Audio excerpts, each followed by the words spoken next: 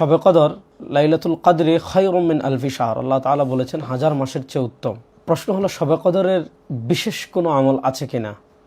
দেখেন, আমাদের দেশে শবে কদরের বিশেষ নামাজ আছে। শবে কদর রাতটি সকল রাতের চেয়ে শ্রেষ্ঠ রাত। এই রাতে আমরা আমাদের মতো করে, নিজের মতো করে ইবাদত বন্দেগীতে কাটানোর চেষ্টা করব।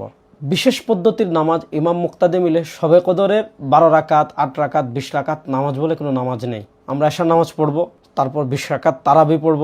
আর কিয়ামুল লাইল তথা তাহাজ্জুদের নামাজের ক্ষেত্রে রাসূলুল্লাহ সাল্লাল্লাহু আলাইহি ওয়াসাল্লাম থেকে যেটা বর্ণিত হয়েছে, সালাতুল লাইলি মাসনা মাসনা ফাসাইদান, রাতের নামাজ 2 রাকাত 2 রাকাত 2 রাকাত করে যত ইচ্ছা পড়া যায়।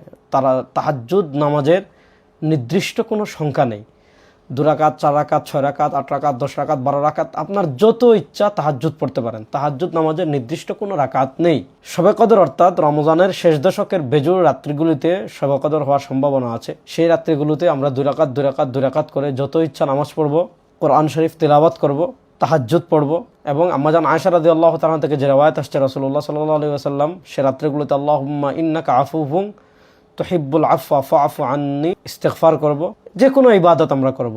বিশেষ 12 রাকাত 8 রাকাত বলে শবে কদরের কোনো নামাজ নেই। আল্লাহ তাআলা সব ধরনের বিদআত মুনকারাত খুরাফাত থেকে আমাদেরকে বেঁচে থাকার তৌফিক দান করুন।